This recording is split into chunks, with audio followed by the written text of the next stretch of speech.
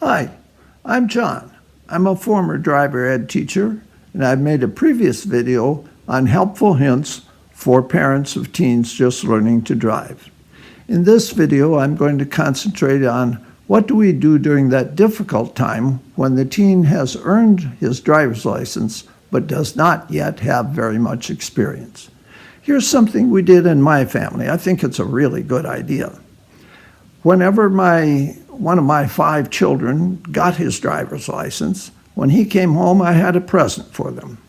I had made a duplicate set of keys for each of the family cars, put it on a key ring along with the key to the house, and this was their affirmation that they were becoming adults. It never occurred to me or to my wife that any of the kids would take the car without asking, and they never did. If you have a responsible teenager, why not do this? There's no downside to it. It's a big ego boost for the kids, and there's no downside for you.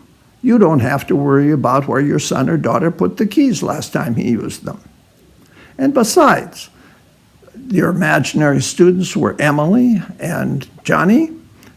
Emily could go to school the next day and she could say, ah, ha, ha, ha, ha, ha, look what I've got. I've got the keys to the family car here. I'll bet none of you have the keys to the family car. So there. Probably Emily isn't going to do that.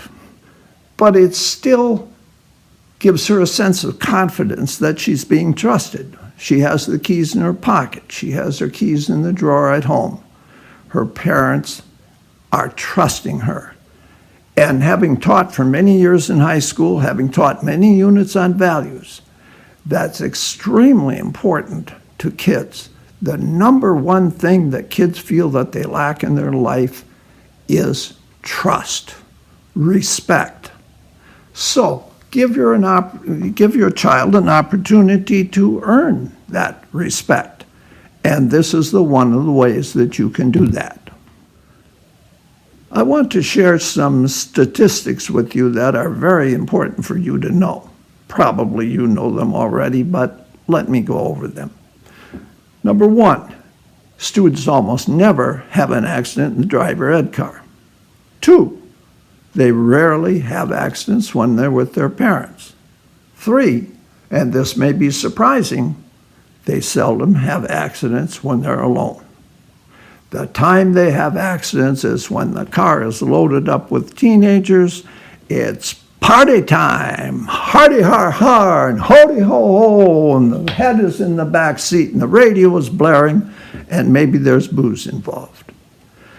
So I think that you ought to think very carefully about how can you introduce your student to driving without having cars loaded with teens, and I have some suggestions for that.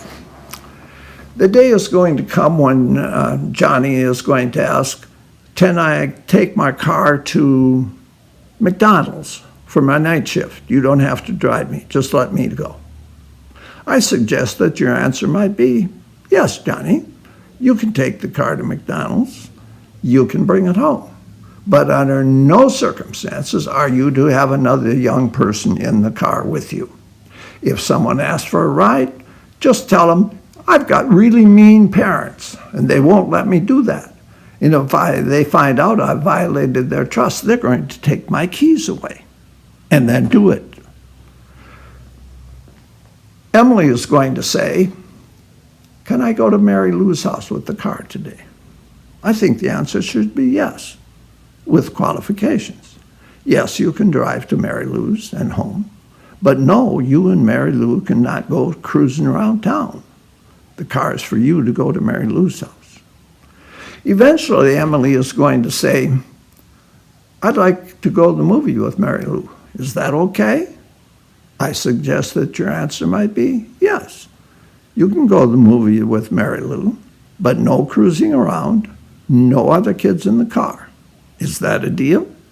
I suspect it will be a deal. I have taught both adults and students to drive, and adults are much more difficult to teach to drive. And it's because they have so much knowledge. They are aware of the dangers involved in driving a car. The teenager, not so much. He knows lots of things that you don't know. For example, at school, he knows lots of academic things that you have long since forgotten. He knows where to get a fake ID. He knows who's selling drugs.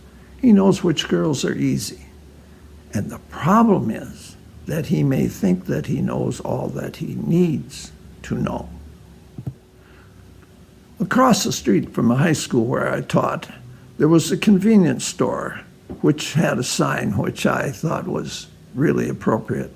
It said, "Students of the world, arise, leave home now while you still know everything." And this is the problem. Kids don't understand what they don't know. A writer once said, "When I was 18, I thought my father was the stupidest man in the world. When I was 21, I was surprised at how much he had learned in just the past 3 years." I suggest that you have a very serious talk with your teen about your fears, about how every parent dreads that phone call in the middle of the night from the hospital, which says that your son has been involved in an accident and the doctor wants to speak to you personally. And before you get to the hospital, you already know what the doctor is going to say. We remember those scenes from TV and from the newspaper where the kids are out drunk, driving home late at night, speeding, and very often it's a girl as well as a boy. They're having a really good time until they hit that bridge abutment or the tree, and the car splits in half, and the bodies are lying out there on the road. In one case, 7 of them. Or perhaps, even worse, it's like the vivacious teenage girl in our class, in our school, who had everything to live for. One moment of carelessness, she's in a wheelchair for the rest of her life. There are things that are perhaps worse than death. And I think if you express your feelings to your student, he's much more likely to reach an understanding that which his 16-year-old teenage mind may not have thought about much about before. Why the parents are afraid of what he may do. Well, when can the kid load up the car with people? My suggestion is load it up whenever you go to a family event. Let your son and daughter drive. It's a heady thing for them to know that their family trusts them with the safety of the family. When you get to the event, make sure everybody knows that Johnny or Emily drove there. And the relatives will all heap praise on them, because that's the most important thing in a teenager's life, that he get respect. We did many units over many years in high school, and the number one thing that kids longed for was respect. Find a way to give it to them. One of those ways is drive with the family. I think you'll find the results will be very happy. That's all for now. I'll be making more videos. I'd appreciate it if you subscribe to my channel and be notified when I'm going to make another one. I'll be talking about some other subjects besides driver's ed.